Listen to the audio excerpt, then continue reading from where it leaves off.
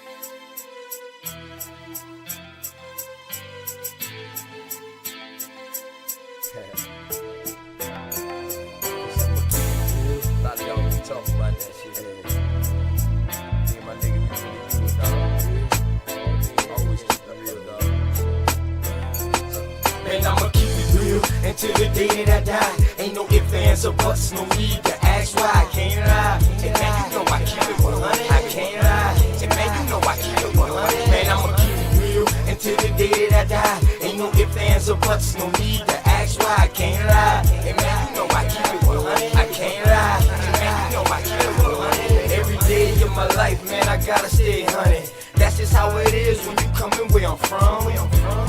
Hey man, I rock my own clothes with my name on my shirt to let everybody know the L is the same and the B is for Blizzle. Yes, I make it snow, but just keep that on the lizzo. My bloodline is filthy, most of us is criminals. The jack of all trades, but the master counting decimals. Sticky situation, so I keep my heat accessible. I'd rather your peeps than my peeps looking pitiful. It's crunch time. Hey man, I do this for y'all, just in case you didn't know. Hey man, I die for my dogs. My only fear is counting too much money. The same cats they help me get it might try to take it from me. My deepest fear is goons pulling up beside me, ready to lick shots, pop, pop, and try to blind me. I'ma keep it real until the day that I die. Ain't no ifs, ands, or buts, no need to ask why. I can't lie, and man, you know I keep it 100. I can't lie, and man, you know I keep it 100. Man, I'ma keep it real until the day that I die. Ain't no ifs, ands, or buts, no need to ask why. I can't lie, and man, you know I keep it 100. I can't lie, and man, you know I keep it 100. I came from a family where females were go-getters. Granddad was an alcoholic, grandma was a bootlegger. Hey man, that's where I got my hustle. Plus my Aunt Julia was never scared to bust ya. And Uncle Dan, he was a fool, he didn't care about too much. You smoke, you too. Taught us that drug dealers didn't last too long. That's why I put my all into each and every song. I see death around the corner. Lord knows, where will I be without Joanna? She helps me focus and keep my eyes on the prize. Man, your boy been hunted, man, I put that on my life. And I'm just trying to live right. I know goons that was killers that committed suicide. One thing's for certain, two things for sure. You can take my breath away, but I'll never sell my soul. And I'ma keep it real until the day that I die. Ain't no ifs, ands, or buts, no need to ask why. I can't lie, and man, you know I keep it 100. I can't lie, and man, you know I keep it 100. Man, I'ma keep it real until the day that I die. Ain't no ifs, ands, or buts, no need to ask why. I can't lie, and man, you know I keep it 100. I can't lie, and man, you know I keep it 100.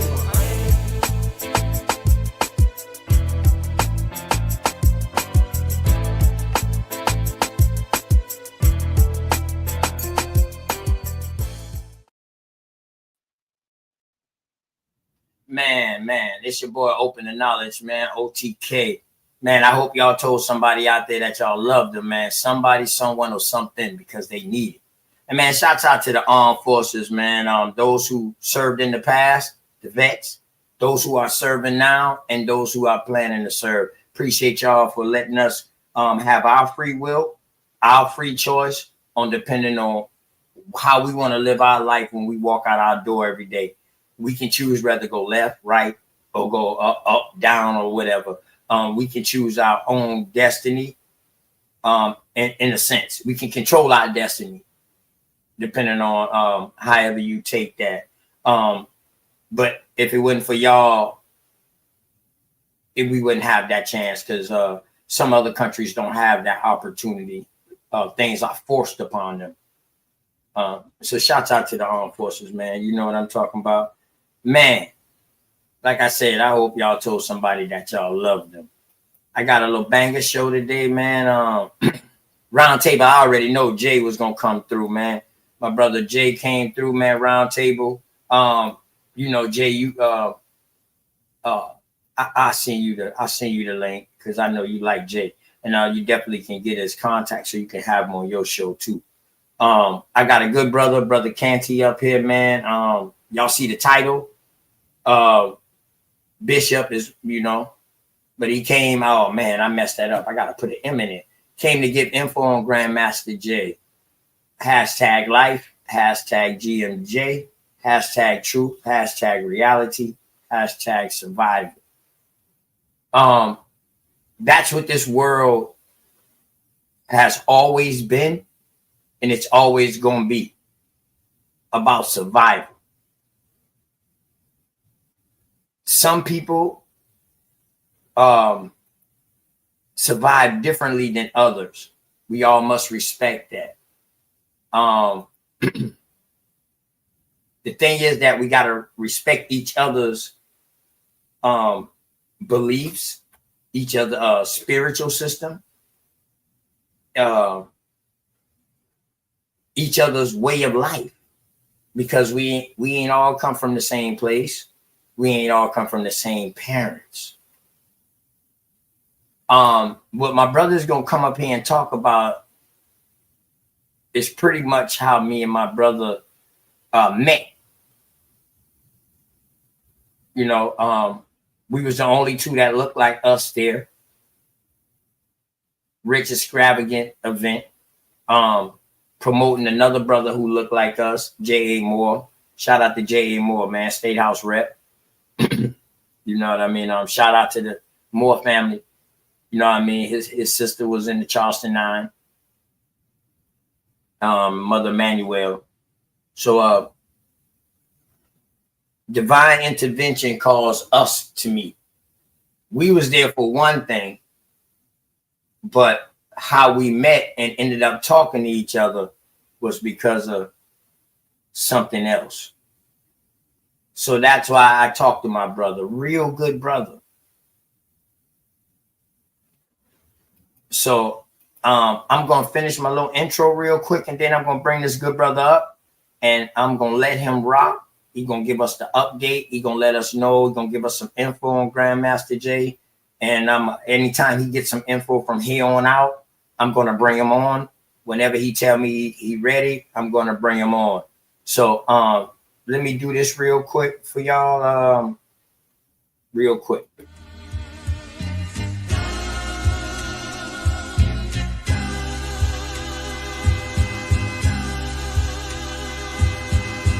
Shout out to the mama chief. Yeah, you be quiet when Big Mama speak. What she gave us is a part of me. It flows through my arteries. Even on that journey, that love grows how the garden be. The first to teach us when we sick, the first to heal us.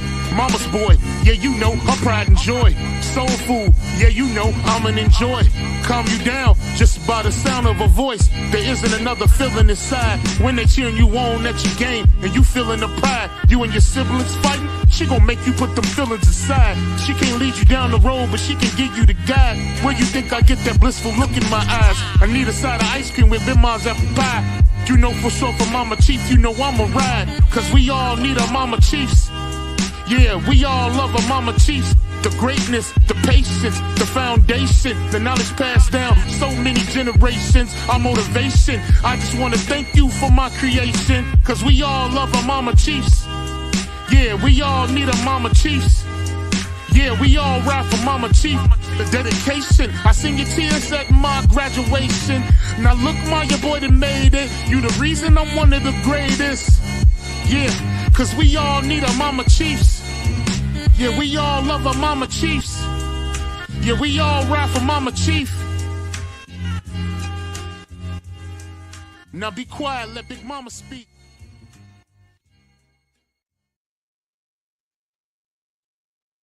Shout out to all the mama chiefs out there and all the grandmama chiefs. Without you, there is no us.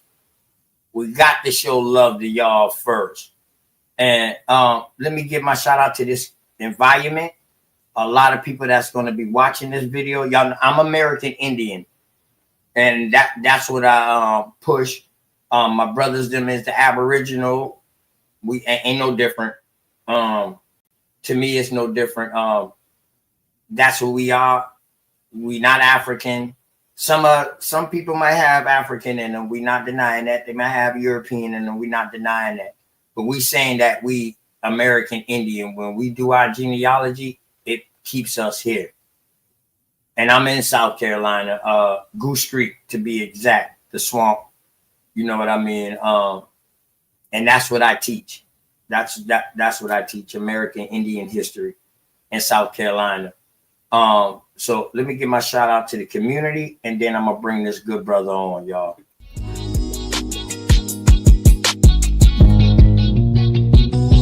Say I'm hustling and I'm grinding. I'm making moves with my money on my mind, and I can't fall short. No, always keep it thousand, slow mo. Say I'm hustling and I'm grinding. I'm making moves with my money on my mind, and I can't fall short. Always keep it thousand, slow mo.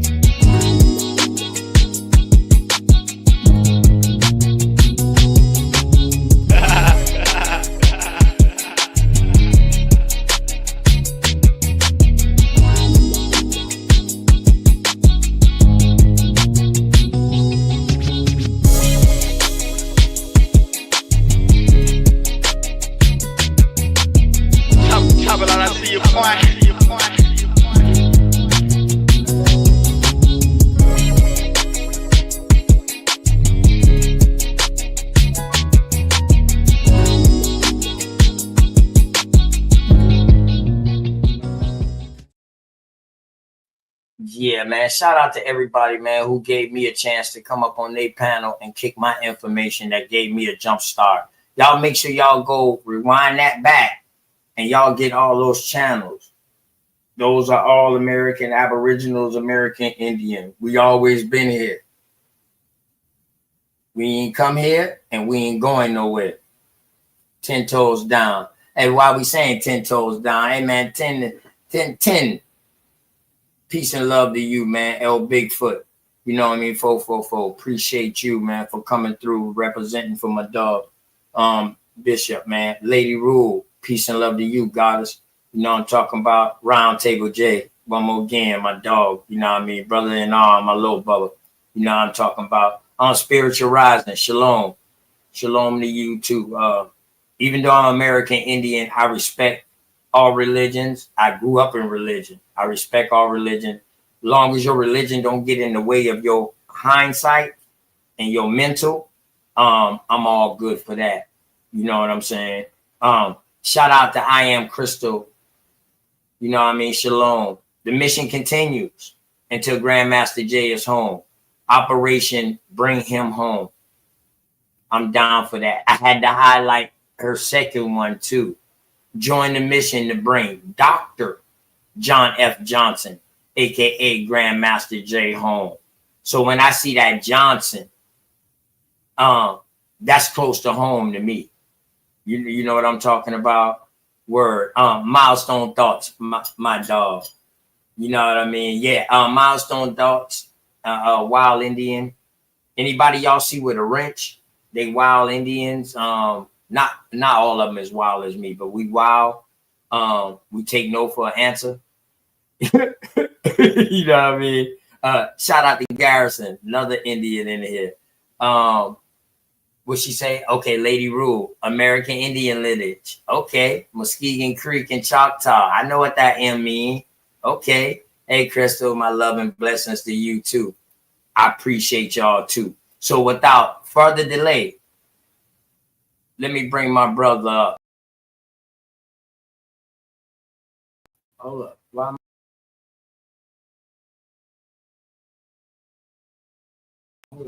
Okay.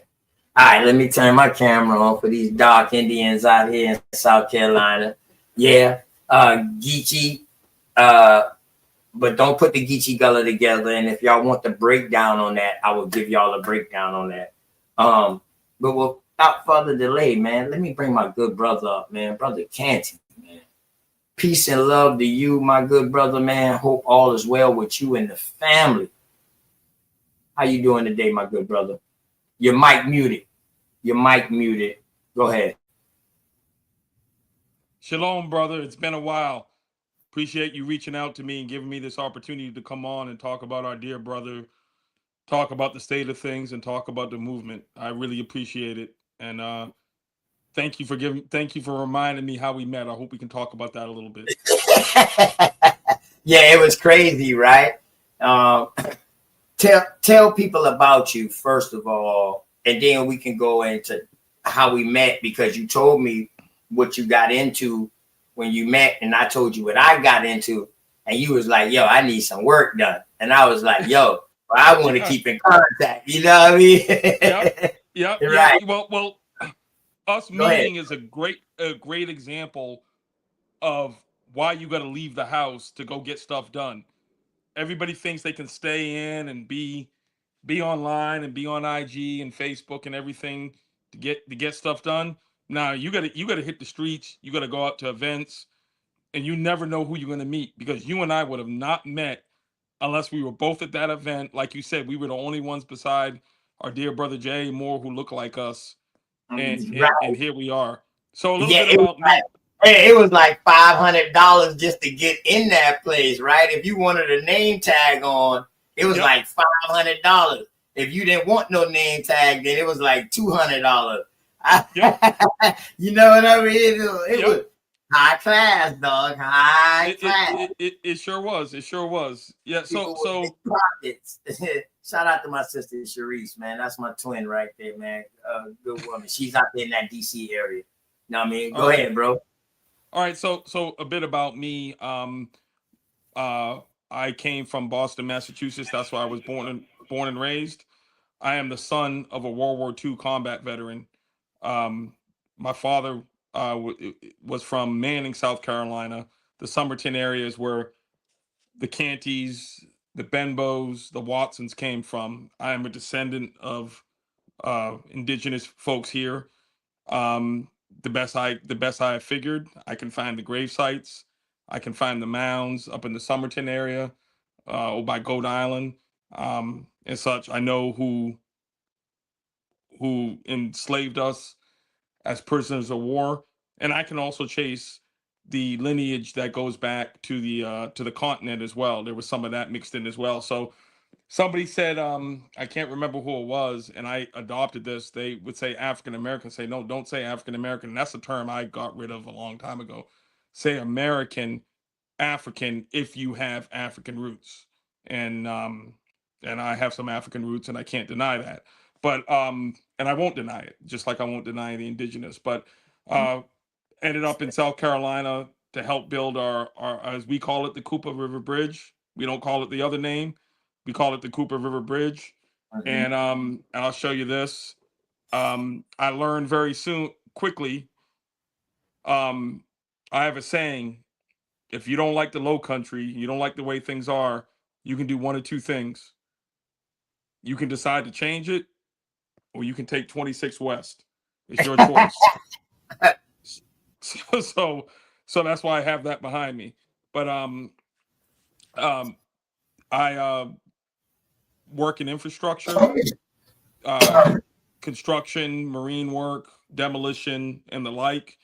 Um, I have had some very interesting experiences where I completely bought into the American dream, and I then had some experiences started around in 2015 to 2017 where that started to become a nightmare in a business sense. But yet I didn't really know who I was. We all are in that. We enter a stage where who are you and why are you doing what you're doing? And I fought certain things, faced certain things. It's pretty public knowledge around here what it was, so I won't necessarily take the time to get into it. 2020, after the last time, it literally came in threes. I turned on YouTube, and I never was a social media person. My older brother, who was been in the Nation of Islam since 69, 68, 69, went in Tuskegee University, said, I think there's something you need to watch. There were two things. One of them was the Criterion by the Honorable Minister Louis Farrakhan. This was June 29th, 2020. And the other one was a video called Happy Anniversary by the Grandmaster Jay. And I didn't know who that was at the time. And I watched both. The Criterion didn't start to July 4th. This was July 29th. And I watched Happy Anniversary. And I said, this brother came on. It's like he had a light shining through him. That's the only way I could describe it. And he had this powerful, deep voice, this very distinctive voice.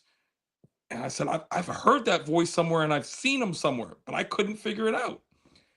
And this was after Ahmaud Arbery, after Breonna Taylor, after George Floyd. And he was talking about, we're going to have the largest ever Black Guns formation in Stone Mountain. And then we're going to have another one on the West Coast. At the time it was Nevada, and it ended up being in Arizona. And I'm a Second Amendment guy, always have been and always will be. And due to my understanding of the Constitution and your use of it. But I'd never seen one of our folks, or anybody else, really anybody else for that matter, actually utilize it the way it was supposed to be used and coupled with the First Amendment. I watched that, and I watched what he was talking about, and then I went and did my research. I think I didn't go to sleep for like 2 days, and I watched every video I could find on him. And that was Grandmaster Jay, aka Dr. John F. Johnson. And we'll get to the doctor part in a little bit on the show. I went back and I said, I know where I've seen him. I saw him in Charleston, South Carolina on the Bridge to Peace. I saw him running for president, but wasn't awake enough to know who he was for the 2000s in 2015 against Donald Trump. But he was running as a independent. But I just kept remembering him seeing in Charleston on that Bridge to Peace after Emanuel 9, which was something that affected every person in South Carolina. There aren't many people in South Carolina you'll meet who didn't have some kind of connection to one of those 9 folks. And mine was to Reverend Simmons. He was a fraternity brother. Including me. Yep, including yourself. Yep. Clemente, you know that. Yeah. Go ahead, bro. Yeah, Go ahead. So that was right now. You kicking. You going. Go. I it was like when you do your research, and I had just gone through some traumatic experiences, so my mind was finally open to what he was saying. And you can add, and other people will tell you their stories, but one of the things they'll tell you is this man had the ability to reach through the screen and grab your heart if you had a heart to hear and a mind to listen. And at the time, I couldn't make it out to Stone Mountain, not because I didn't want to go, but because I don't think I had enough money to put gas in my car and put new tires on my truck. I had everything else, but I couldn't make it. I sat there and listened to his teachings all summer. They got me through a very tough time. I taught me who I actually am and who we actually are. And I went out to Lafayette, Louisiana, to raise awareness for Trayford Pellerin, who was killed in Louisiana, Lafayette, Louisiana, by the Lafayette police, but also for voter drive to support the NAACP. This was beginning October 2020, because things were going back in time and there were people who were actively discouraging our people to vote.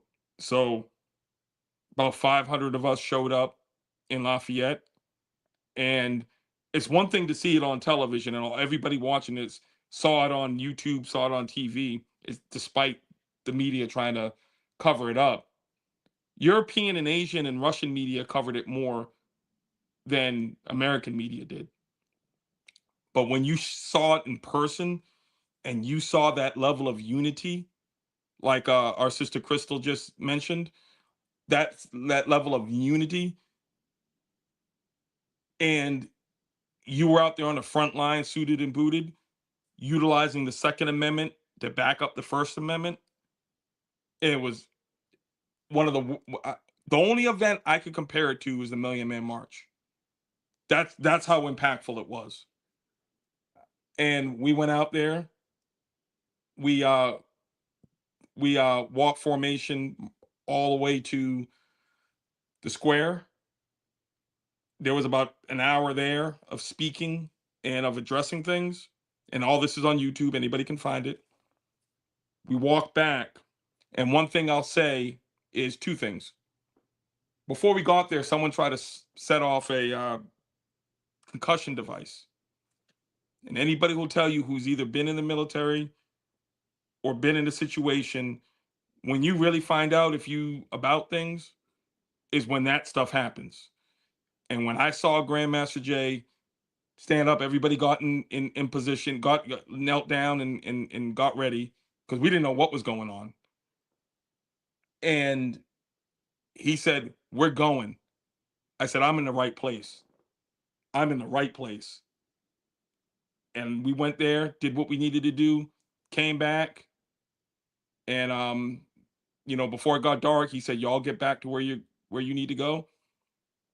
We demounted, put the weapons away, went back to the hotel, high five, because we had just all gone through an experience together that at the time was, this was what, fourth, fifth showing of us, sixth at that time, I think, technically. It was highly dangerous, and we accepted that. Everybody was there. I still remember the sisters who were to the side of me. I still remember the brothers who were in front of me, but everybody did it together.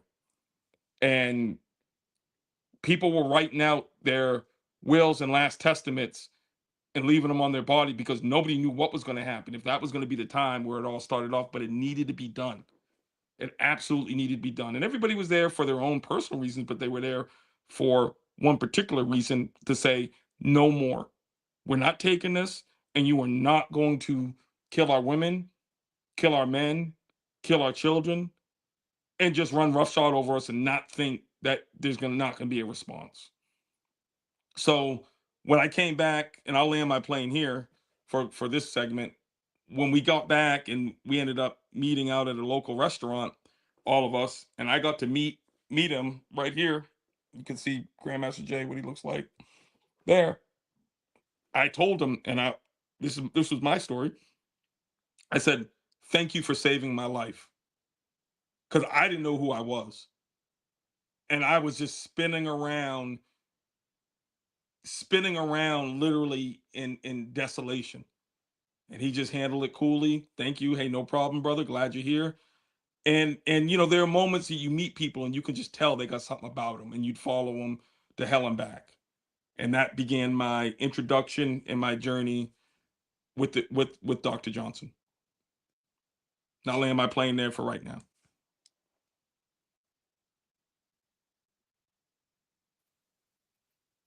Man, powerful, man. Powerful. And actually, when we met, we was Yeah, we there gotta for get the talk about J. that. Yeah. Yeah, we was there for J Moore. I'm gonna go through it real quick because I want you to get into Yeah. the updates and all because I got something at 9 o'clock, but I probably can push that back to like 10 because they on a different coast. If I go a little over, it's all good. This is important to me. That's why I called you. But yeah, though, we was at that meeting because he was promoting himself, running for state house again.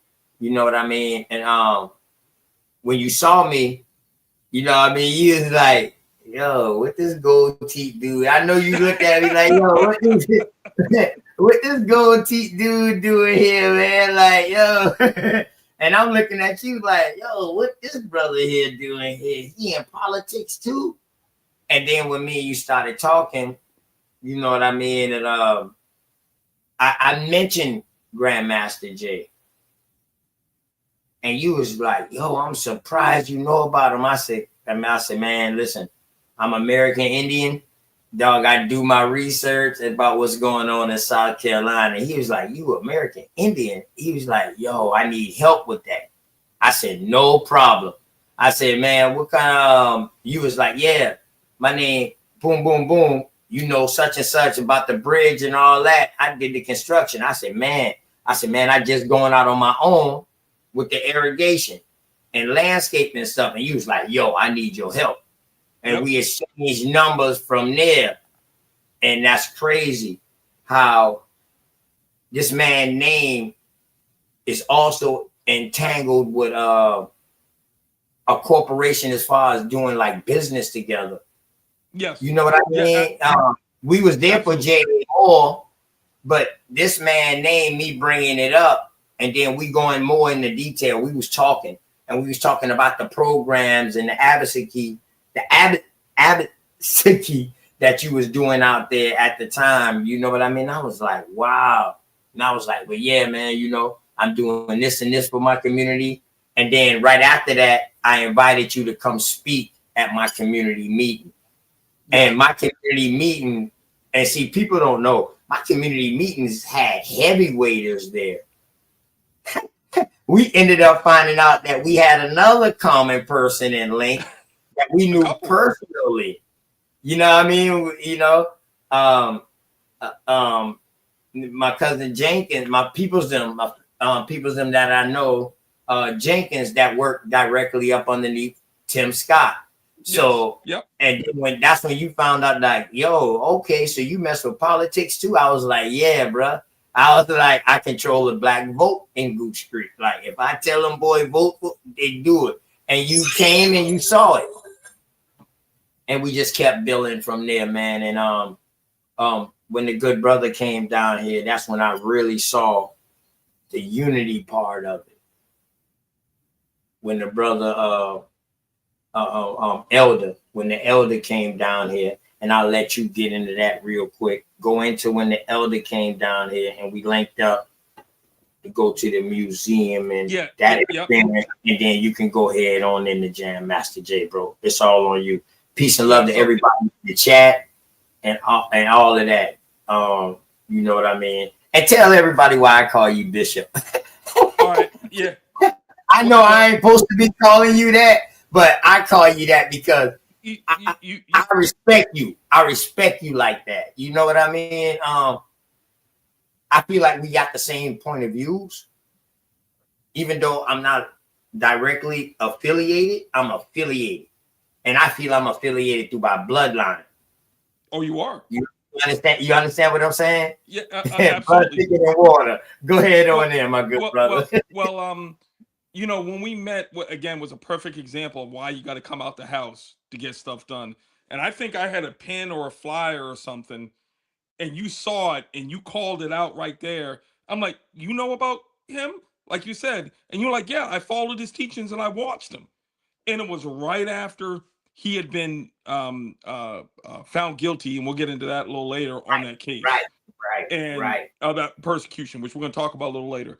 And and I was there because A, I always support J Moore. Whenever he calls, I come out and I support. But B, I wanted a chance to get this in front of somebody, and I knew somebody was going to be there that I could talk to, and I knew Grandmaster Jay has a lot of Charleston history and connections because of what That happened. Johnson bloodline. Yeah, exactly. Yeah, Yeah. and he has some roots in South Carolina. Mm-hmm. And I said, I how can I help the brother? Well, let me get out and just start being out there and talking to people, and that's how we met. But we were at Mm-hmm. one of them parties. See, anybody who I guess this exists in other cities, but it's definitely in Charleston. There are parties that you go to if you look like us, and you got to be careful how you dress. Never wear a certain kind of suit or a white dinner jacket to these parties because they're gonna come ask you, "Hey, can you go get a drink for me?" Or, "Hey, can you we're out of coffee. Can you fill it up?" Hey, that's happened to me. We were at one of those types of places. So you always got to carry yourself a certain way, but you got to carry yourself a Yeah. certain way so Yeah. people don't ask that shit, right? A We were at million one of dollar, the, $1 million lawyer house. yep, that's right. Yeah, this So motherfucker got a half a million in the parking garage. You know what I'm talking about? Yeah, yeah, yeah, you and yeah, I had to make sure no one was asking us to go, hey, yeah. here's a tip. Can you go get my car or any of that BS? You Right. know, I so came. I so came. You know, we came like how we would come. yeah, yeah. So You so know. so um so we got to talking and we talked about business. We talked about Grandmaster Jay. We talked about business, and I was like, hey, bro, I need your help. I got a problem with my system, and I haven't found anybody to help me. And you were like, that's what I do. And you came out and you blew it out the water. You doing what you did at my house was able to What take did care of an issue. what did the police officer, the one of the captains, and shout out to the Smalls family. He said, "Hold on, you know a person that looked like us that know this." Yeah, yeah, Remember what he told you? yep, yep. So I I always I feel this is crazy. You know what I mean? You don't yeah. So see when you people like me in my field. no, not at all. No, more so than you see people who look like me who are taking down bridges. So we had a bond that came from there of doing something very unique that people would try to usually keep you out of. So so we went from there. You've taught me a lot. We've got a lot of folks in the organization who have taught me a lot about who we actually are. Um, Going back to I think it was summer of 23, about a year after we met. Yeah, I think it was summer of 23 when the African American Museum opened. Well, at Sankofa in DC, I met a brother who who does the uh ceremonial not ceremonial, the living exhibit of a runaway slave. And those on the live here know who it is, and please type it in the chat because I don't have my notes in front of me on this because I didn't know we'd be talking about, but I know the brother. And he came down to do that in front of the African American Museum when it opened.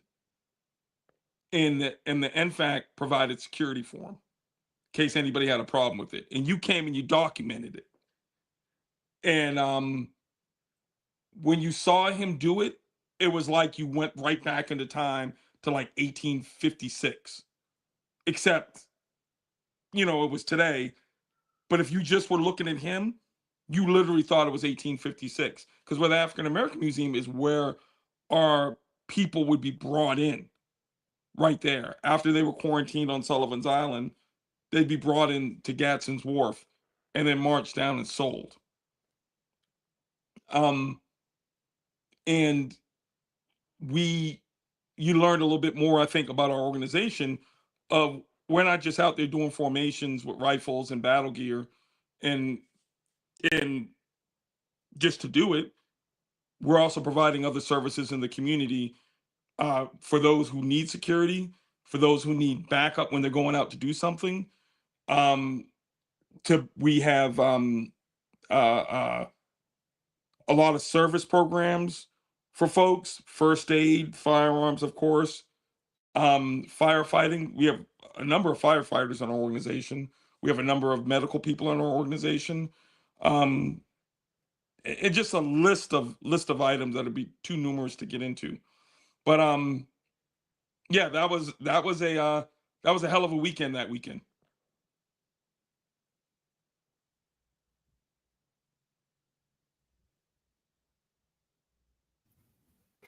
All right. So and in that experience, man, that to see all of that, when I documented that, that was some up close and personal stuff, you know, and I respected that. You already know that. And one thing I respected is that I was like, man, you know, I told a good brother, I was like, man, I'm an American Indian. You know what I mean? I was like, this story here go two ways. And remember when we saw the diplomat? Yep. We was like, yo, what is a diplomat from another country doing here? Yeah. Because it's an international museum. So now, when they bring that into play, and then I start doing my research, which I need to come on and do something with you, man, and bring some things out to you. When I do my research, I see that a lot of people who they was calling African, at sometimes those was a descriptive term, and they was really bringing them from the Caribbeans. You understand what I'm saying? Yeah, So, well, my lineage, Canty, as I searched down the Canty plantations and the slaves, they actually immigrated to Manning from Charleston. But to get to Charleston, they came from Barbados.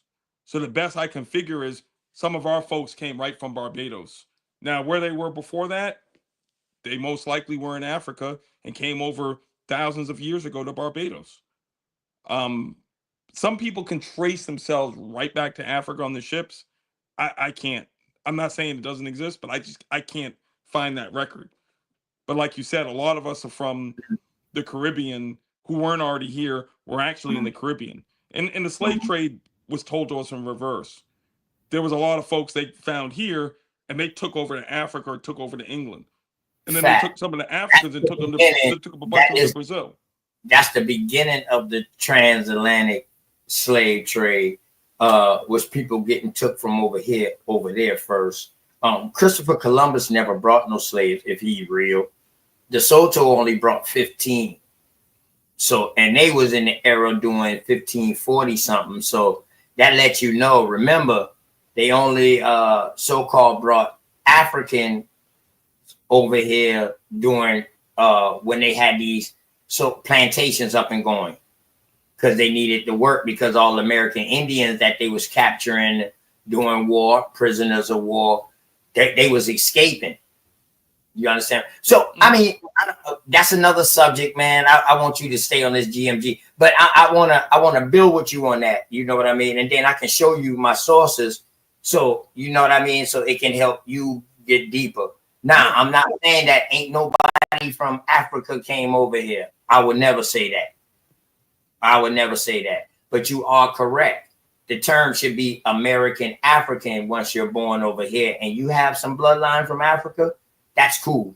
No problem with that. You know what I mean? But we 90% of us trace our lineage back here. To take you out of the country, it will take a DNA test. You spit in the tube and stuff like that. Now, how accurate is that? Well, you know, we got to go into the tests. You can't just spit in the tube and get a result without giving them a paper trail. So it's two things that's involved with this DNA testing. You got a paper trail, and then you got a reference panel.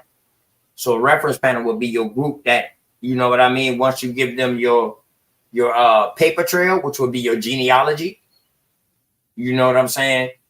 Boom, that would help you with your paper trail. Now, would it link you with some people that you might know here? I believe so, maybe like the ancestry tree, because people be in there. But you know,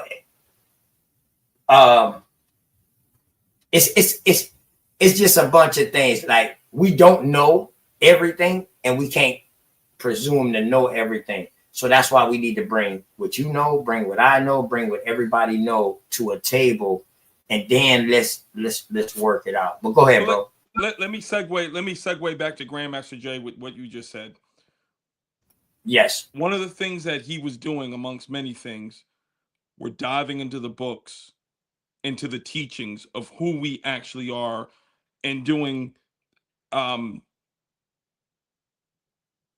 exponential studies and learning periods twice a week called Facts Over Feelings. And then in the mornings, he would do something called the morning mental, where he would just give you what was on his mind as he woke up and came back into this reality we have. In It was fact, I so already had that. I had that video pulled up, Fact Over Feelings, pulled up the show. But then I yeah, say, you know what? Let me go back to the first video when he give the origins. Since this might be people on my side first time about hearing about Grandmaster Jay and all that, I went back to the origin video so I can do it in segments. yeah, But go ahead, bro. and so what he was doing was for a period of time. Now he had been on for a little while, quite some time before 2020. But when COVID happened and the pandemic and everybody was locked in, that's when um that's when his viewership grew, because people were stuck in the house and couldn't go to work. And and he was teaching folks who we are, what those books actually mean, going back to all the books, not if you talk about 66 books in the Bible, but yep, that's it. But all of the books. And because he was a man who was already an ordained minister, yep, a man who was very educated and very learned, a man who worked at all levels of corporate America, a man who was in the military and served a lot of time in hostile zones in combat. He could speak from a viewpoint that really captured a lot of people. So for me, it wasn't just the knowing who we are, but it was the fact that he was a corporate guy and he could explain things, and an educated man, and he could explain things a certain way. And he wasn't just a guy yelling on a street corner and you were missing what he was saying. But when he would tell his experiences through his life stories, folks could relate to it. And there were a lot of people who heard it who just answered the call. So do you mind if I'd like to get into, where we're at right now with All right. everything. Just kind of So, tell them. Go ahead. so you want to get into the the update about him, Yeah, let me get into update, but first I'll just take and then 30 I'll play the seconds. video. I'll play the video afterwards. Okay. Okay. So Go ahead, bro. All as on you. always, as we all watch this, it's not like we didn't expect it to happen, but the powers that be came after him because what he was doing had never been done to that scale recently, the way he was doing it. And what he was doing was he was laying out the case for reparations and doing it in a way to say you have to form a nation in order to get it. Reparations isn't awarded to a color, it's awarded to a lineage. What is the lineage? American descendant of slaves, whether they be people who are already here or people who were brought here. Who did it? The United States government. And then also after slavery, everything that went up through today. Well, he was one of very few people who would actually been able to get it in the world court and be able to get basically the indictment against the United States. Well, what happened? He got paid a visit December 3rd, 4th of 2020. 60 heavily armed men raided his house at 5 in the morning, knocked on his door, sent the drones in, and took him in. And he said, well, okay, what are you guys here for? Well, you pointed a rifle at us 3 months ago, at 3 or 4 months ago, excuse me, back in September of 2020 during the protest for Breonna Taylor. And he was like, well, when did I do that? They said, yeah, and we just decided to come get you right now. So they drug out an investigation over, excuse me, a prosecution over a year and a half. But for the first part of the prosecution was he lost his First Amendment rights. He couldn't go on YouTube. He couldn't do live shows or anything. So he almost like he disappeared from the public view. But what it was the court order. He fought a very valiant defense. And the one thing I want people to know is he got offered all types of plea deals during this happening. But he said, I'm not pleading guilty because I'm not guilty. I didn't do what you said. I can prove I didn't do what you said, but I'm not pleading guilty because I didn't do it. And if I plead guilty, I'll lose my integrity is very important, and credibility is very important. If you didn't do it, you don't plead guilty. Well,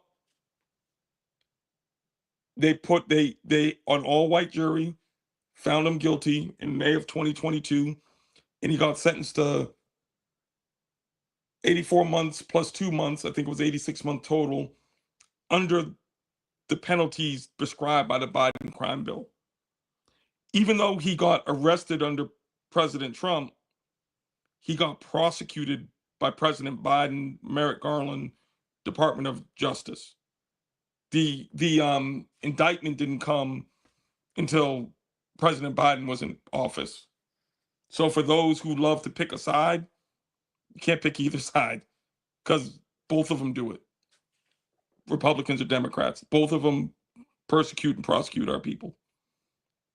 He is in Ashland federal prison. He has suffered numerous health issues, including major heart surgery. He has a compassionate release on the docket, and he also has submitted a pardon. And that pardon number is C314059. You might not be able to see the contents of it, but you can see that it's on the Department of Justice website. Go to USDOJ/pardon office, I think, or pardon attorney. Those of us involved and who are close have visited him several times. I visited him at least 3 times so far. And he is making the same impact on that prison that he made out on the streets. I will tell you all that. He has still walked in his purpose. He's done it proudly. He's done it with complete integrity. But he needs to come home. He needs to come home. I mean, we could talk about the prosecution and all the, quite frankly, bullshit that went along with that, but that'll be another show. Of how he couldn't have done what they said he did. But if the United States federal government wants to imprison you, they'll imprison you. If they want to kill you, they'll kill you. He is now what I'm asking is those of us, which should be all of us on here, reach out to your elected officials. I don't care if they're Democrat or Republican. That shouldn't even matter. And ask about his status. Ask for him to be, demand, not ask, demand for him to be pardoned. Those of you who, we have a new pardon czar, which is very interesting right now under our president, which is again President Trump, which is very ironic. Those of you who have access, reach out to the pardon czar and lobby, for lack of a better word, for him to be released. If the January 6 people can be released, he absolutely should be released. If President Biden's son can be pardoned, he should be pardoned. At the end of the day, it comes down to a level of fairness and the rule of law. And again, I use that word integrity. Y'all's voices are more powerful than you know. I believe they've dragged this out so that they would just forget about him, because what he did was just that impactful. But they wanted you all who are watching to go right back to sleep and get back to business as usual. We had a brother here in Charleston, North Charleston. I'm sure you're aware of it. I know you're aware of it. Said he was having a mental health episode. He came out with they were holding it. They said he was holding an axe or a hatchet. Came out with the hatchet on his side. Shot the brother dead. This was just a week ago in North Charleston. Shot the brother dead. This stuff is still happening. That's right here, 4 or 5 miles from where I live. Shot him dead. It was right on video. He came out at his hand. Why couldn't you have tased him? Why couldn't you have beanbagged him? Why couldn't you have blocked him in with your vehicles? What was he going to do? Like Thor and throw his axe? That you all are doing this, and you're not being held accountable. Who holds them accountable? The people do. And that's what Dr. Johnson, and I forgot to mention too, he did receive his doctorate while he was in, taught us and showed us, but do it with integrity. Now I'll land there. And I appreciate you, Sister Crystal, for putting up the address of where he's at, and anybody can write him. And if you write him, he will answer. Now, my good brother, let me see. This is 10 minutes long. I want to show this, and then after I show this, I want you to go ahead and you can elaborate on this. This can take you into some other things, because I want this to be like the prelim. You gave the update on them, but I want this to be like the prelim and the introduction of him, because I want to do more shows. Absolutely. On him. Like I'm gonna break down. I want to break down every place he been at. I want to break it down in the show. Go ahead, my brother. I was just gonna say, you go back and watch those 2020 shows, and you'll see what he was talking about is happening right now. It's. I'm gonna bring those. I'm gonna bring those out. I'm gonna try to get this on a weekly schedule, so when we build like 2 hours a week. You know what I mean? Absolutely. And you bring us the newest update, and then you know what I mean. So this is my way. I feel like I can help. You know what I'm talking about. So yeah. I'm gonna go into this right here, man. The origins of the NFAC with Grandmaster J, y'all.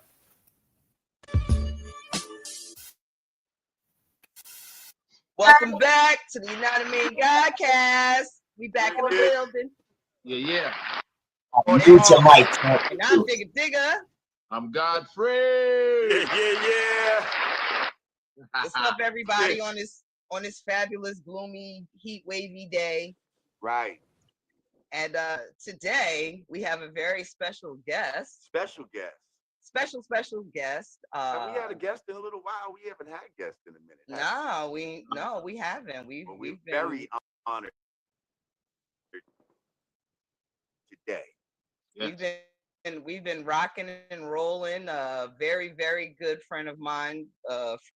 And I reached out to the brother, and he was more than happy to oblige us. So without further ado, let's just jump right into it. Ladies and gentlemen, we have Grandmaster J in the house. The leader of the NFAC, Grandmaster J, joining us here on the Godcast. Welcome, brother. Grand Rising. Big retailers hate this flashlight, but there's nothing they can do to stop.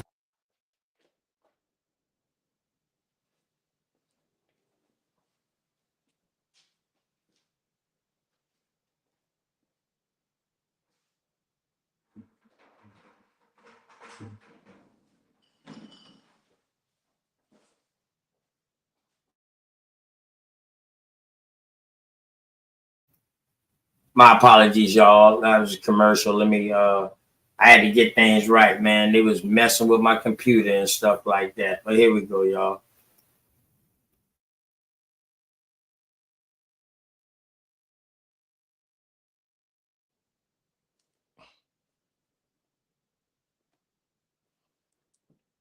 that I'm in. The leader of the NFAC, Grandmaster Not- Jay, joining us here on the Godcast. Welcome, brother. Grand Rising. Grand Rising, brother. How are you? Oh, I'm great, brother. How are you? You know, I'm still black. It won't wash off. So until that day, I'll be glad to be in the skin that I'm in. Yes, sir. Yes, sir. So again, it's an honor to have you here with us. You know, I know many of the people may be familiar with some of the things you've been doing as of late. Most notably was your march through Ku Klux Klan territory in Stone Mountain, Georgia, where you had an armed militia of Black men, I believe some women too, that, you know, showed your strength and organization, and many people took note of that and admired that and commend you for that. So we just wanted to speak with you and get a little bit of your history and background and objectives and you know, just the whole experience of what is the NFAC and who is Grandmaster Jay. And hang on one second before you speak, Jay. I just want to clarify something real quick because we had actually reported, and it was reported that you guys were there to demand them tearing down a statue when that is in fact very inaccurate. You were there because there was word out that the KKK call themselves planning on shooting some Black folks. So you were there in defense of that. So I just wanted to make that clarification.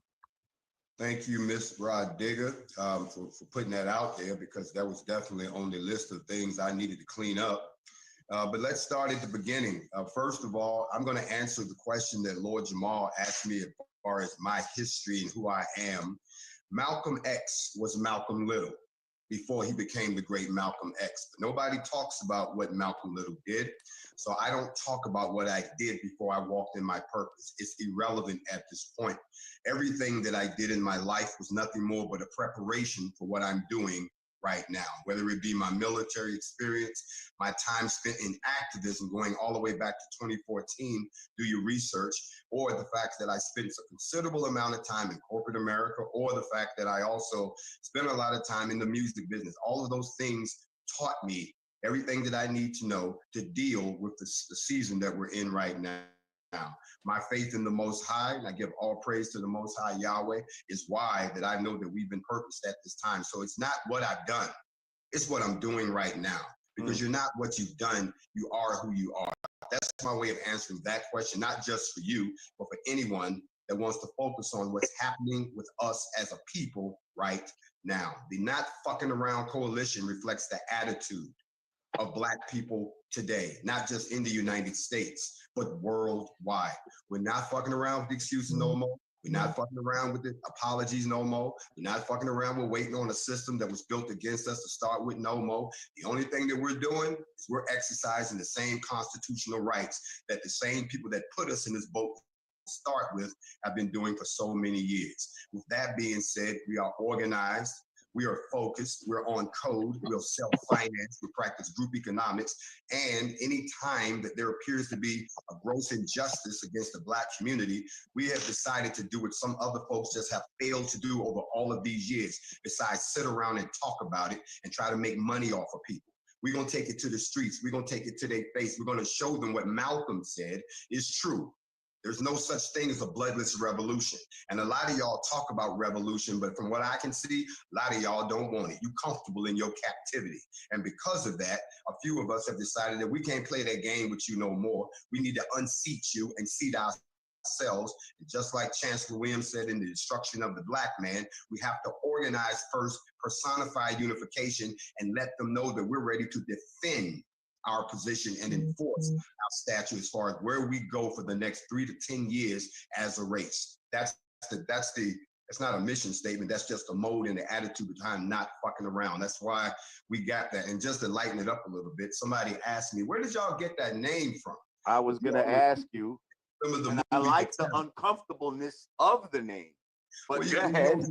You ought to watch these mainstream media folks try to struggle with the name. There's always one person that's struggling and the other one is off the chain. I watched the other night on ABC News, the guy was, well, there's a not, you know, F-bar, and the other guy goes, not fucking around. And the other guy goes, that guy. So they're struggling. But if you remember, there was a movie called The Town that Ben Affleck starred. Yes. And there's a scene where the lead cop is always some white guy who comes in and he's trying to solve it. But they've done everything. They've outthought this guy. He said, and he kept saying, let me guess. No fingerprints. The guy said, yeah, they bleached the place. He said, let me guess. They didn't take none of the dye packs. He said, yeah, they didn't. He says, and let me guess. We're going to find a van over in Brooklyn, burned up. And somebody would say, yeah. He said, let me tell you y'all something. These guys are good. This is the not fucking around crew, because it's not around shit both ways. Have to be in this movement right now. We have to be untouchable. We have to be unpenetratable, like Cohen. Bishop, you still here with me, good brother? I know you probably went to go get something to drink. Okay. No, I'm still here. Not fucking around. That is powerful. Yes. Not fucking around. Yep. That's powerful. All right. Say it with your chest. Say it like you mean it. We have to be united in our purpose. We have to root out anybody, just like the Haitians did. They share the same. We're not gonna let you go. We're gonna kill you. That way we ain't got to worry about you no more. By the time we show up like we did in Stone Mountain, we all on one accord, men and women. You were right to observe that. And thank you, Miss Digger. We didn't go there because of that statue on the damn mountain. We don't give a damn about what it was. As Lord Jamal said, we didn't go into their country. We went to the birthplace. We went to where they were born, and we knew that from the intel that we got, this is where they gather every 4th of July. So you want to threaten to shoot black people? Y'all say y'all just gonna have a free for all. Remember, they arrested a couple of cops in North Carolina right before this. Remember, they caught them on tape. Ooh, we can't wait for the killing to start. Ooh, they was having a field day. They was getting bold about it. They showed up in Virginia, in Richmond, dressed as if they were cops with the twisty ties. Y'all remember that? They was gonna kidnap some bros. And let me help y'all out real quick. All these lynchings that stopped after we went to Stone Mountain, all of these lynchings are done by the same way that they killed the McMichael. See, they use a pickup truck. Y'all need to understand this is some Southern thing. They use a pickup truck as the tool while we out there trying to play detective talking about how did bro hang himself? Ain't no benches. You in the back of the truck. Right. Okay, we put you in the back of the truck. They drive the truck right up under the tree. We already got you roped up, stand you up, shorty, throw it over, drive off. You lynched. Okay, that's what they caught them boys in Richmond doing, but you didn't hear about that in the news. They just quietly said they arrested some guys but what we got sick of was that we're not hitting back. And if you want to threaten us, we don't take threats. As you heard me say, y'all stop spreading scary news. Y'all stop playing the victim all the time. Don't be in my inbox, ooh, they talking about they gonna blow up. Well, what did you say? That's akin to us being kids on the playground, and I walk up to you, Jamal, and say, so-and-so said he gonna beat you. Why am I bringing that information to you? You understand what I'm saying? Why you ain't standing there and defending that? Jamal is my boy. I ain't gonna lie to y'all. When I hear this shit, man, I get riled up. I think of some wild Indian shit. Man, fuck all that talking. What y'all gonna do? Oh, motherfucker said they gonna do what? They gonna do what? Then what? Oh, so y'all saying don't go? Y'all don't think that Malcolm and Martin and all these other leaders didn't get the message not to go and they still went? That's what you call destiny. You can't avoid destiny. You feel me? Play your goddamn part. That's all it's about. Play your part. The only thing that was promised to us, and I'm going to give y'all a prophecy right now and a promise. The same way you was born is the same way you can die. Or the same way you gotta die. Same way you came to life, you gotta lose life. That's the only thing promised to us. We just don't know when. And that's what got people scary. Don't give me that bullshit to scare me. That's what he's saying. Don't scare me with that shit. Fuck it. I already know I got to go. So don't scare me. If it's my time to go, I got to go. Ain't no ifs, ands, or buts about it. And the brother say he believe in the Most High. So he already know everything is destined to be. He just need to play his part. Brother Canty, you want to elaborate on that real quick before I go back to the video, bro? Go ahead. I think it's what he said, like he said in the beginning of the interview, walking in your purpose. Your experiences that you had trained you for what your purpose is going to be. And what did it say? The two most important days in your life: the day you were born and the day you understand why you were born. And a lot of folks, they get to have the first part, but they never, because like you said, the day you die is guaranteed. Nobody's getting out of here alive. But what are you going to do with your life? Are you going to just waste your time with a person who please never died and cheated death? Please stand up. Yeah. Go ahead, my good brother. Yeah. So what are you here for? And everybody has a different purpose. What your purpose is, and are you unafraid so you can walk in it? There's folks who will say, I want to write a book. They never write a book. We have a couple authors in the chat now. There's people who say, I wanted that promotion so I can make this money to do this for my community, but I never went to go demand that promotion. There are people who say, I want to run for office and change these things politically. And remind, before we get off the call, let's talk. I want to make sure we talk about the 4 boxes before we get off the call. But I want to change, but then they never have the courage to stand up and say, you know what, look, I'm this type of person. Yeah, I did this, that, and the other when I was younger, but who cares? I'm here for this. Because there's no perfect people. That's the thing he was talking about. Who cares who I was before? That just prepared me for now.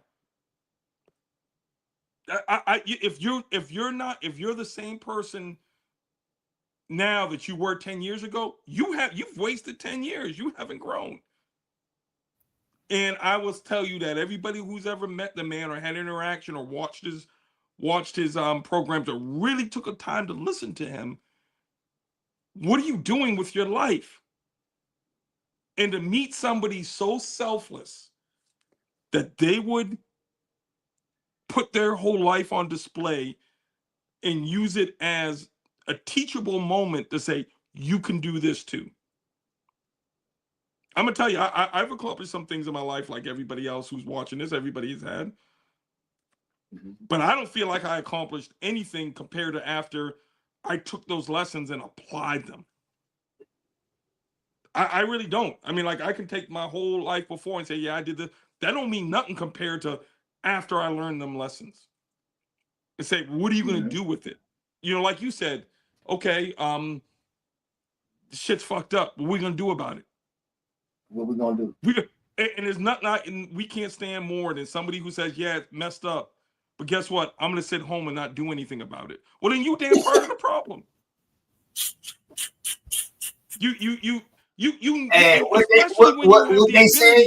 What they say, if you ain't part of the solution, then you part of the what? Problem. You're part of the GD problem. Right. Go ahead, and he mentioned there were sisters out there. Absolutely, there were sisters out there suited and booted. Oh yeah, to go down. It was sisters out there with us. Yeah. Yeah, it was sisters out there with us. There were folks out there in wheelchairs. There were people out there who didn't have the ability to walk who were still out there with us. Like you said, Everybody has a job, and no people were in the formations. Everybody has a job to do. Some people, it could be getting the food. Some people could be directing people where to go. Some people could be intaking some people could be bringing the water. You weren't 60, 70 pounds of gear. Water is very important. So everybody has a purpose. Some people will describe it and document it. But everybody has a purpose in this thing of ours of what we're doing. Yeah, definitely. You need to play the next minute of the video so we can see the, because I tell you, go ahead.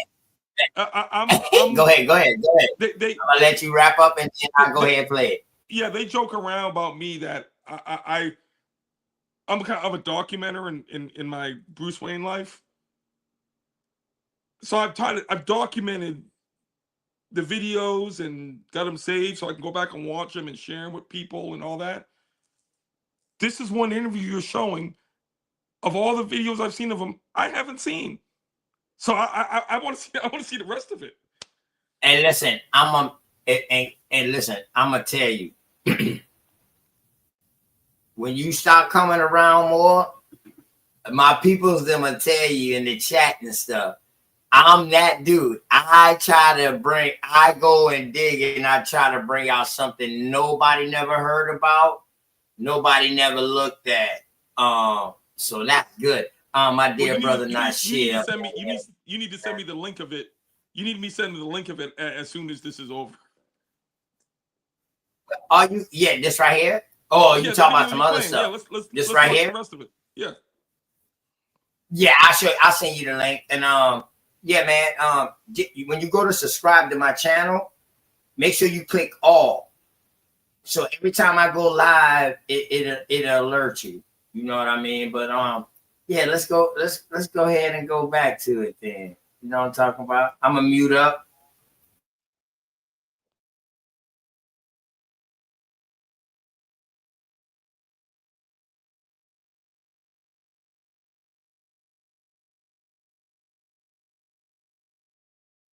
He gonna whip your ass. Say something back, black people. Stop letting them scare y'all. They use fear to control us from slavery. They use fear to control us through Reconstruction. They use fear when they put in Jim Crow. They use fear when they ran out of fear. They injected drugs into the community to try to destroy us. They did everything they can. And it's based on fear. So we're going to show y'all fear don't work in the deuce. It doesn't work that way. Y'all want to strap up shorty? We can strap up too. Martin Luther King was not nonviolent. He was smart, and he said it. There was no way we could win. We're outnumbered. We're outgunned. We're not even considered citizens yet. So we would have lost. It would have been a bloodbath. So let me close by saying this is a different era. It's 60 years later. Yeah, we are strapped up. Yeah, we are trained. And yeah, we are organized. So guess what? We can repay an eye. That didn't work. We love to march with your body, but that didn't work. We would like to hold hands and sing, we're going to overcome, but that shit didn't work either. As a matter of fact, the only thing that they appear to understand is when we show up the way we did in their house, looking for them to say what it's going to be. And as you can tell, not only has mainstream media ignored the story, they have ignored the as did. Absolutely. Okay? They ignore the story. And then ABC, instead of reporting the story, they tried to bury it in a story about the BLM that we don't fuck with, and the KKK and this mountain, but not us. Shit didn't work either. As a matter of fact, the only thing that they appear to understand is when we show up the way we did in like to hold hands and sing, we're going to overcome, but that shit didn't work either. As a matter of fact, the only thing that they appear to understand is when we show up the work either. As a matter of fact, the only thing that they appear to understand is, as a matter of fact, the only thing that they appear to understand is when we show up the way we did in their house, looking for them to say what it's going to be. And as you can tell, not only has mainstream media ignored know the story. They have ignored the story. What we did was bigger than what the Panthers did. Absolutely. Okay? They ignore the story, and then ABC.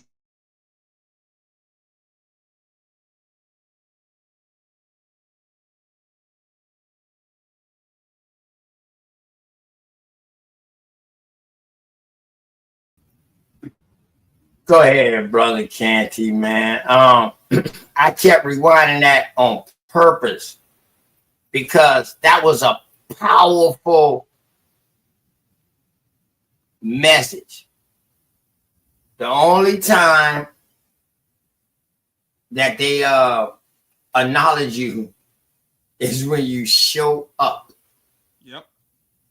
Yes. Ain't that one I was saying? Show up and show out. Yep. And that applies to anything we're talking about. You mind if I dive into something when I said I want to talk about the 4 boxes? Nah, listen. I got 30 minutes. You got 30 minutes. If you need another 30 or an hour, just let me know. No. I got something else planned scheduled at 9. My brother, you know what I mean?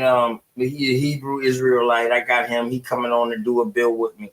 You know what I mean? At 9 o'clock. But go ahead, bro. I can wrap it up in a half hour, however much time we need. Man, you got as much time as you need, my good brother. It's on you. Go ahead. Right, the four boxes of liberty. What, this is as a history lesson. In the American Revolution, there came a concept called the 4 boxes, and how you achieve true liberty. And the thing that Dr. Johnson, aka the Grandmaster Jay, was discussing, what was teaching, was true freedom. That's what true freedom. What is true freedom? And the 4 boxes of liberty are this. You have the soapbox. This is what we're doing right now. And during the American Revolution, they would be in the taverns debating topics, being on the streets, and they get their, that's where the soapbox came from, standing on your soapbox, right? We've all heard that term. You've got the ballot box. That's who you elect to go to represent you in a representative democracy or republic. And I'm sure you've done shows or will do shows in the future of where the representative republic we have, where the actual concept of it didn't necessarily come from Europe. Didn't come from Europe. It came from right here. But I digress. From the folks who were already here and how all that came in the first Constitution. The Constitution you have wasn't the first one.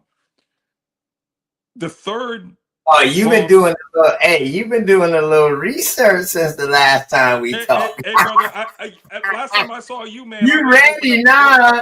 Hey, you ready now? Yeah, I went and opened up the books and sharpened up, bro. You're right. You ready now? Go ahead, bro. So the first box is the soapbox. Dialogue and debate. That's the First Amendment, and freedom of association. That's the First Amendment. The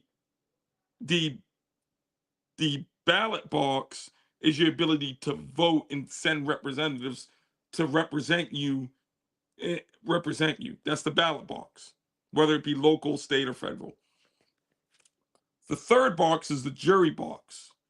Your ability, your right to have, your God-given right to have legal counsel, and your ability to challenge the laws and bring grievances before the court. That's the jury box. The fourth box is the cartridge box. That goes back to your Second Amendment. Your ability to defend yourself and defend your community and defend your family when the other boxes didn't work.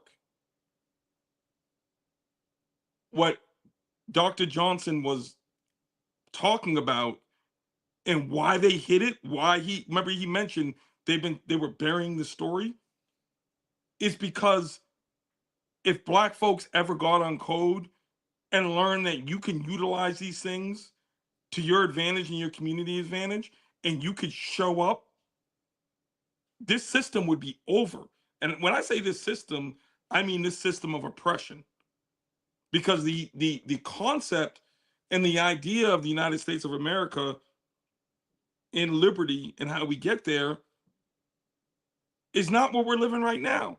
The concept of it is a beautiful concept that we're all as Americans fighting for. And I really appreciate the beginning of the show of how you thank veterans and you thank them for defending your freedom and this and that. But when we realize who we actually are, the fact that we have the power to change things, shout out to all the organizers and community activists in the Low Country. Too many to name. Shout out to all of them. Who stand up when they have to stand up by themselves, who fight the legal system, who use the legal system to fight for those who can't fight for themselves. Those who run for office like Jay Moore and others who stand up for the little guy and represent them in Columbia and hopefully in DC later on as these careers grow. But you can't forget the cartridge box, your ability to that God-given right to fight back and defend yourself. Like Grandmaster Jay said, they have tried to put so much fear in that. And like you said, you don't think Malcolm X was afraid or apprehensive or Martin Luther King was? They were mad. Of course they were. You don't think we were apprehensive about going out to Stone Mountain, to Louisville, to Lafayette, and to the places we've been since then? We absolutely were. We're human beings. We're not infallible, but we still went because it was the right thing to do. I pray everybody on here calls your elected official. You mentioned Tim Scott before. You all who are watching this nationally can say what you want about him, but the man listens and returns phone calls. I can tell you that. Unlike some other people. And I'll leave it at that. Reach out to your senators. Reach out to, he knows about this. He knows a lot about this. He knows because we've told him. Reach out to, I've personally met with people on both sides of the aisle, all the way up to presidential advisors. And I'm not saying that to say, look at me. I'm saying that because that's what happened. Reach out to your folks and say, enough is enough. Free this man. You know, personally, I think his conviction should be completely vacated, because when you look at the facts of the case, there's no way what they said happened could have happened. You can look at it and look at the evidence and see that. But y'all go out. Don't let this hour and a half you listen to be a waste of time. Go out and do something. Go out and make the call. Go out and make the call. It takes 30 seconds to make a call to your to the switchboard. Call Congressman Clyburn. We're in South Carolina. I imagine we get a lot of people in South Carolina listening. Call him. Call Lindsey Graham. Call Senator Scott. Call all of them. Call Hakeem Jeffries. Call President. Actually, you talking to worldwide right now. Call everybody. All over. So this is going to reach a bunch of people. You know what I mean? When y'all get it, y'all make sure y'all share it. Create a post. Share it on your YouTube page and share it out. And it's going to go out farther. This goes to everybody. Quick second, real quick. My sister Sharice, my twin. That's my co-host. Also, and good sister. She has an interview tomorrow with David Ellis. Professor, scholar, and co-founder of slavevoyages.org. Tomorrow at 6 o'clock now on her channel, Sharice the Realist. Y'all go please like, share, and subscribe. Powerful interview coming up. He's the co-founder of Slave Voyages. This is where the whole narrative come from of how many people possibly came over here. And the numbers dwindle every day. It went from 3 million to now I think we down to like what 30,000 that came through Charleston, because when we look back in history, we see it's an American Indian slave trade.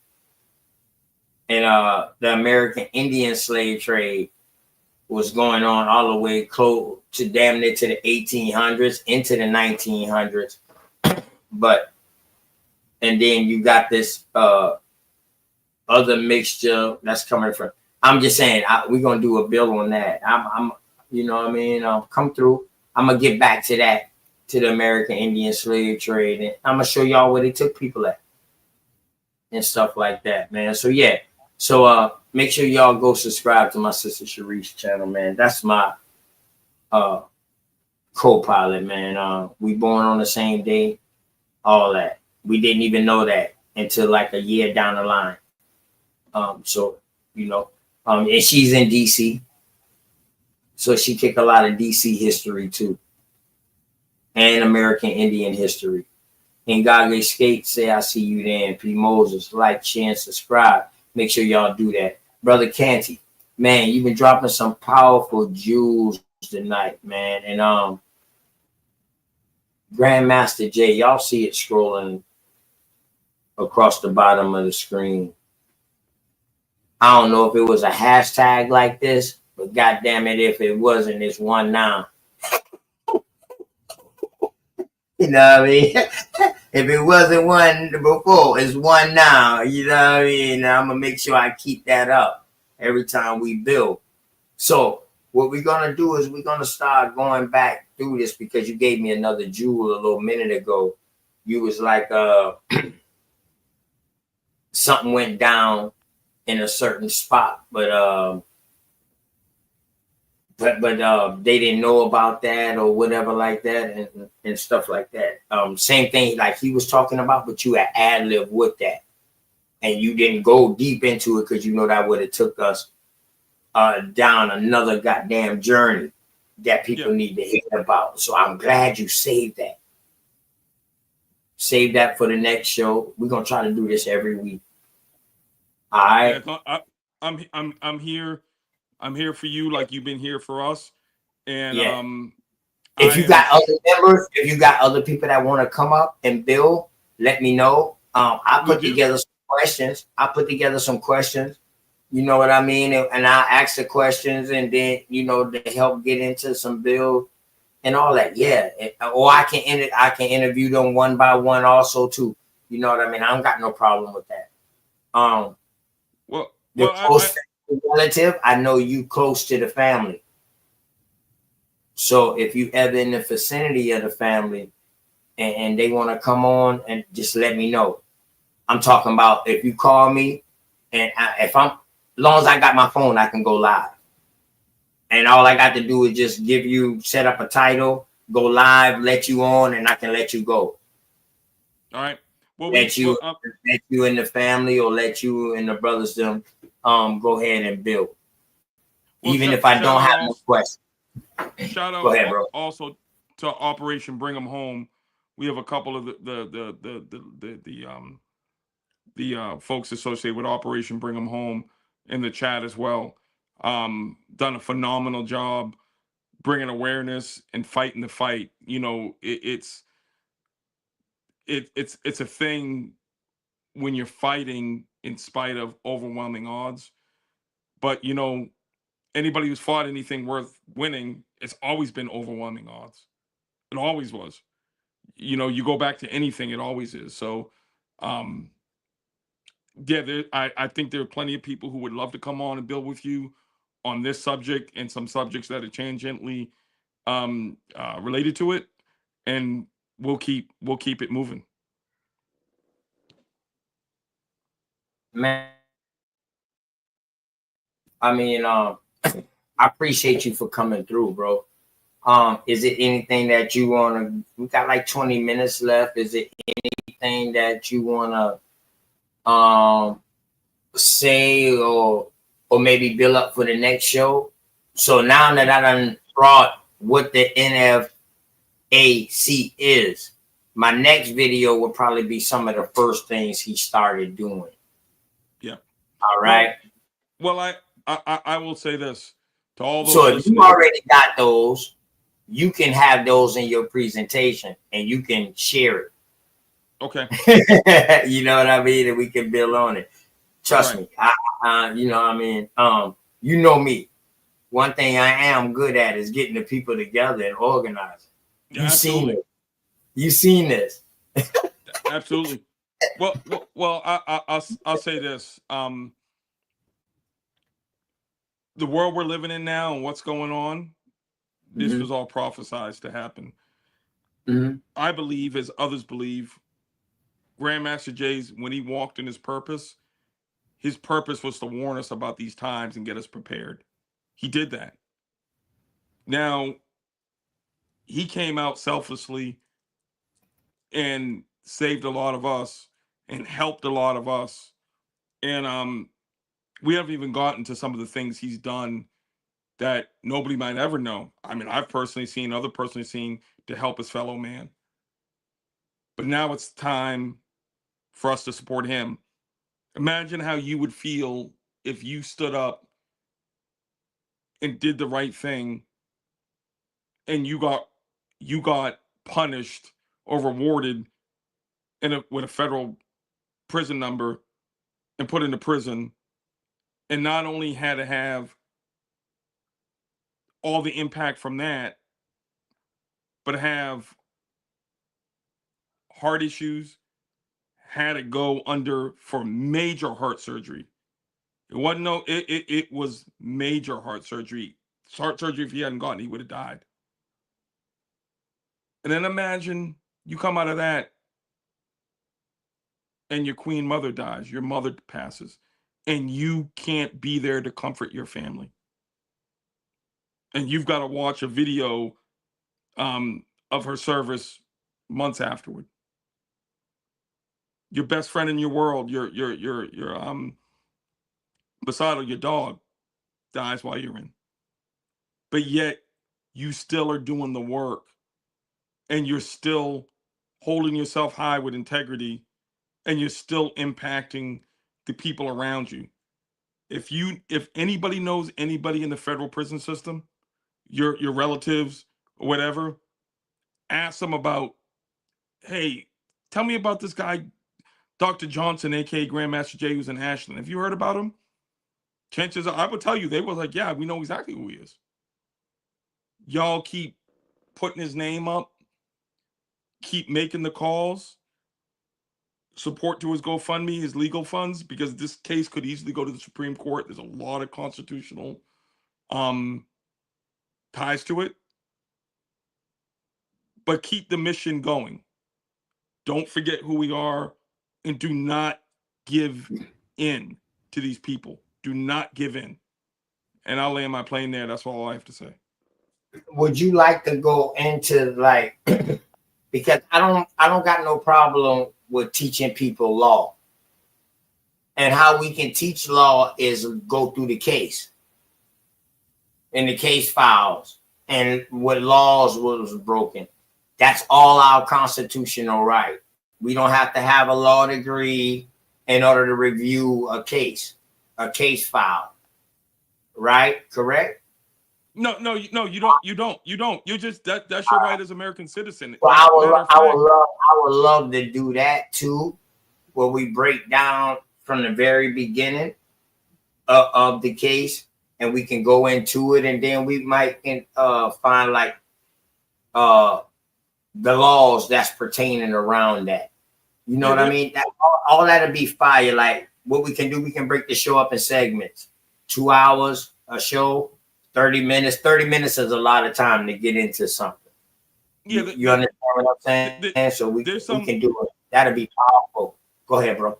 there's some articles and analysis of his case that I will absolutely send you to kind of set the table for it. Um, Okay. Okay. anybody who is anybody who is facing anything similar, anybody who is um, fighting the federal government. I mean, I'm a federal contractor. You should really look at his case because there are so many things in there how he fought, which is why he fought. He put on a clinic on how to fight the federal government. Anybody says, well, what are you talking about? He's in prison for 7 years. So what could he show me? The original sentence was 27 years.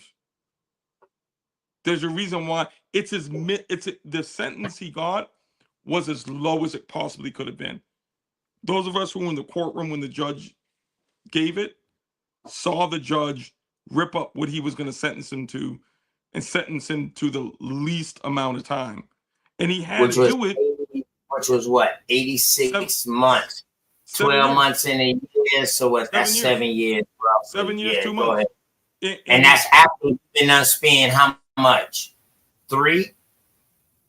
He'll Did he probably do a year and a half to 3 before he went to court? Yeah, he was out when he went to court. He was on house arrest. But the way the Okay. federal sentencing works, Uh-huh. I think his release date will probably be 2027. You can go on the prison website and see it, but it reduces every month you serve. It reduces. I'm gonna let you bring all that out. That's what you gonna do, All right. bro. Well, we'll talk about that another time. And right now, to me, I'm acting like I'm new to this, and you bringing out all the information. Yeah, I'm gonna let you teach me. I know a lot, but I don't know a lot. In other words, you feel me? Well, the kind of point I'm getting at is the system. You can fight the system. All of us have to fight the system somehow, some way. You just got to know how to fight it. And his case is a good example of how you fight it. It doesn't mean you're not going to take an L. It doesn't mean that at all. It means that you have the right to represent yourself and to defend yourself. That's your God-given right that our Constitution enshrines. You look at his case; it shows you how to do it. And there's been a number of people in that prison who have gotten out thanks to his help in the prison because their sentences were being calculated incorrectly. Who are out right now, and we can go over a lot of that next time. But his I think his case will be taught in law schools in years to come. And originally he had 10 charges. He made them whittle it down to 5. When I say they threw everything in the book at him they could, and he fought back, the 7 years was directly because of the Joe Biden crime bill, and that was said in the courtroom. So for example, those who have faced the effects of the crime bill, this plays into this. And it's another great example of why it needs to be completely revamped and redone and quite frankly gotten rid of, because our prison system doesn't work. That doesn't work at all, because why is our prison population growing if the prison system works? If it worked, nobody would be going back. He was fighting state and federal charges at the exact same time, which is unheard of. Imagine fighting the feds and the state at the same time, and the feds and state are talking to each other or they're coming after you. So there's a lot of lessons to learn. There's a lot of lessons to learn in this and to take out of this. A lot for those who navigate that part of the world, navigate that jury box, as they say. Damn, man, I appreciate you, bro. Word, I appreciate you. And just the beginning. Just the beginning. You was one of my first guests when I started on YouTube. When I only had like what, 24 subscribers. I got 13. I got 1,300 now. Putting in that work, brother. Putting in that work. We have a channel too. We have we put up on there.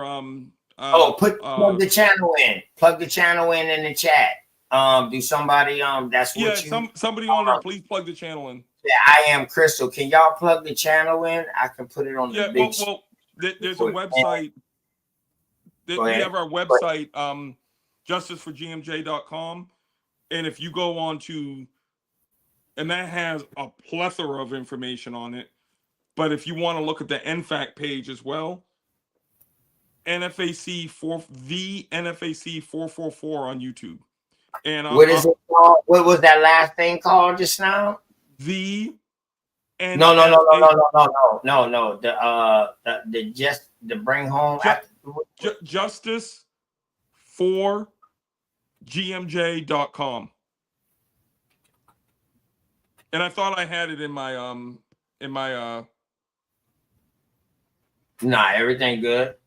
That's just something in my head or something. That's just something I add to the boundary, bro. Justice for GMJ.com. That'll bring you to all you got to do is just tell me what it is and I can put it in the back. Yeah, and then if you want to look at the NFAC YouTube page, it's the NFAC 444, I believe it is. Okay. And what chat you put it at? Link is in the chat. I don't see it.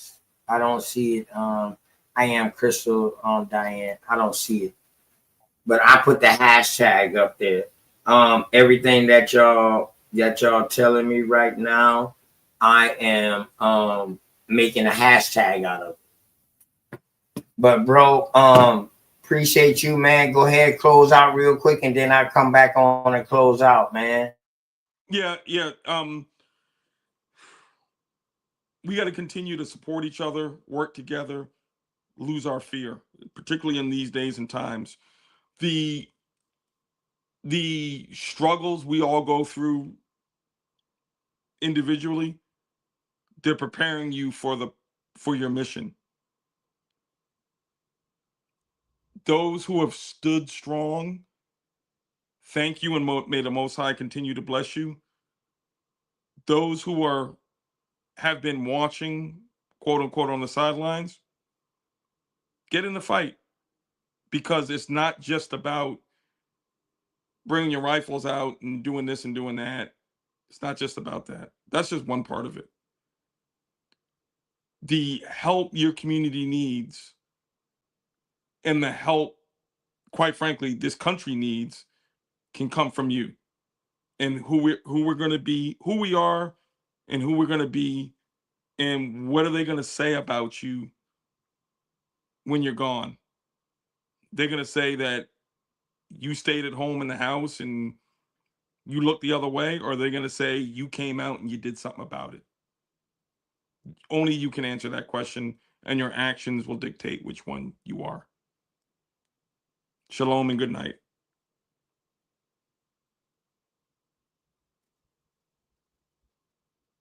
Powerful, brother Canty. I'll see you next time, man. Give my love to the family. You already know. We'll see. We'll see. I ain't nothing but a phone call away, my brother. We'll see each other soon, brother. I got some other business to talk to. We'll see each other soon. Yeah. And I'm gonna send you the link to the painter. I got his card for you. You know what I mean? But I ain't nothing but a phone call away. You ain't even got a call. You already know where I'm at. I know where you at. All right, brother. I hope you never turn me away. Yep. And thank you for being here in my time of need too. But anytime, I'm here for you anytime. All you're gonna do is call. Peace, bro. Peace. Man, fire bill with my brother Canty, man. So today's show is just one of many that I'm starting. More OTK presents. Anybody, you got information, whatever, religion or whatever, I don't mind nothing about that. I'm American Indian, America first. I just wanted to get this information out there, man, because this brother was doing real good work.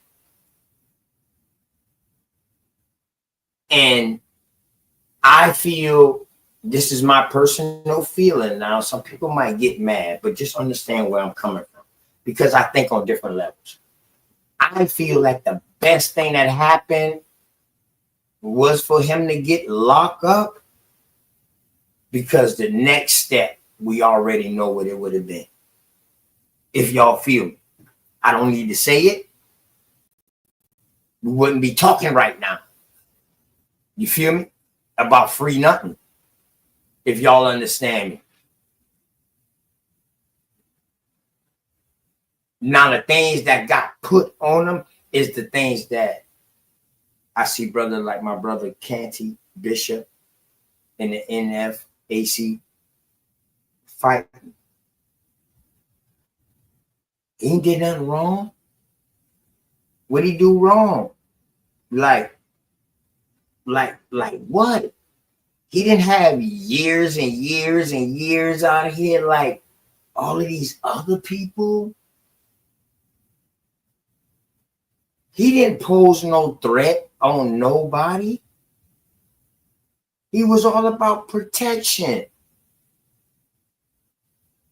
Let me break it down for y'all. In case y'all don't know, this man was here to support bringing Charleston back together and saying heal Charleston. After what happened at Emmanuel.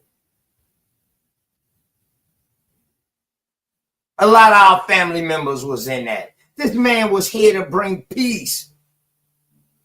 So if he was such a target, if he was so bad harm, if he was so goddamn what I want to say, what word can I say? Detrimental to society.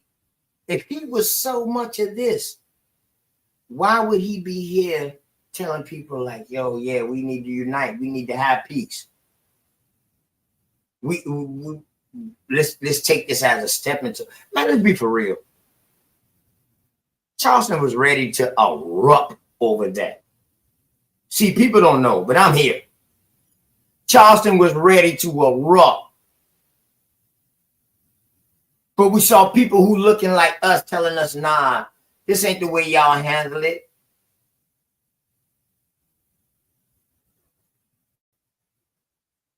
But when they told y'all this ain't the way to handle it, they also gave you a step-by-step booklet on the way to handle it.